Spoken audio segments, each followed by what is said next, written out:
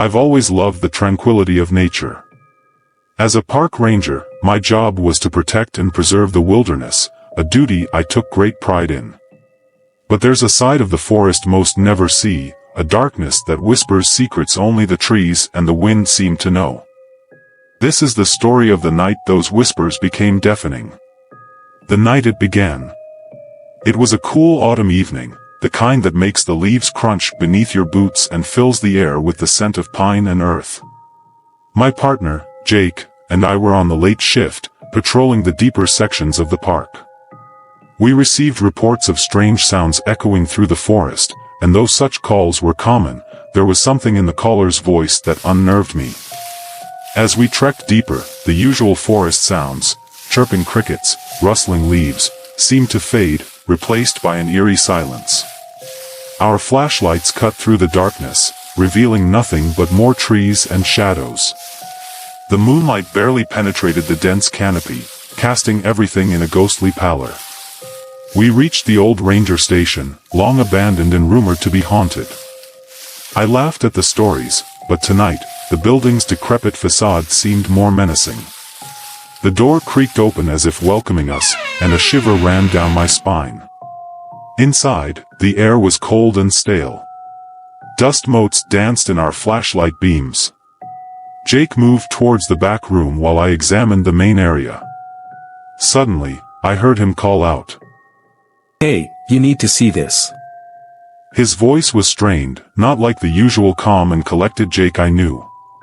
I hurried over to find him standing in front of a wall covered in crude carvings. Symbols and faces twisted in agony, etched deeply into the wood. My heart raced as I felt an overwhelming sense of dread. "What do you think it means?"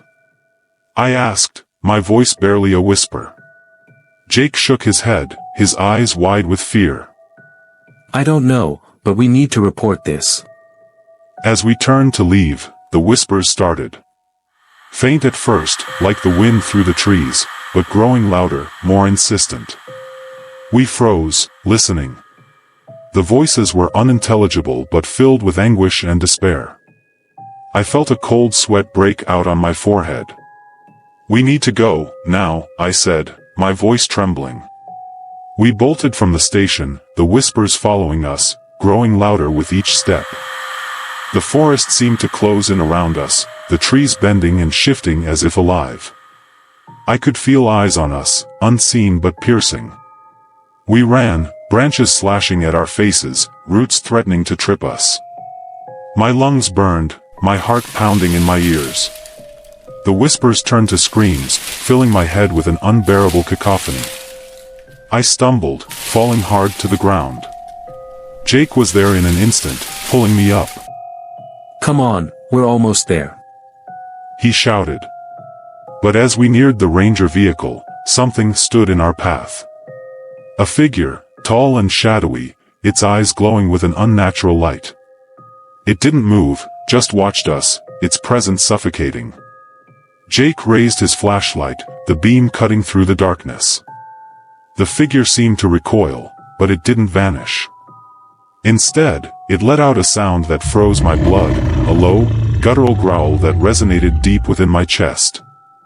I grabbed Jake's arm. "We need to make a run for it. On 3. He nodded, his face pale.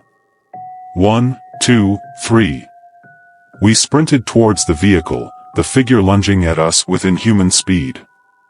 I felt a cold hand brush my shoulder, a touch that seemed to drain the warmth from my body. We dove into the car, slamming the doors shut just as the figure reached us. It pounded on the windows, its face a mask of rage and torment. Jake floored the accelerator, and we sped away, the figure disappearing into the darkness behind us.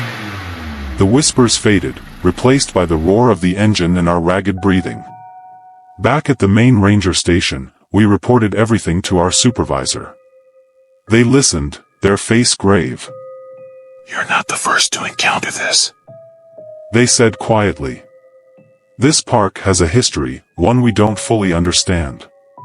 The forest was never the same for me after that night. Every rustle of leaves, every whisper of the wind sent chills down my spine.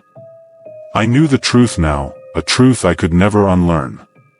The forest held secrets, dark and terrifying, and it was always watching. And so, every patrol became a test of courage, every shadow a reminder of that night. I stayed on as a ranger, bound by duty in an unspoken pact with the forest. But the whispers, they never truly left. They lingered in the back of my mind, a constant reminder of the night the forest revealed its darkest secret.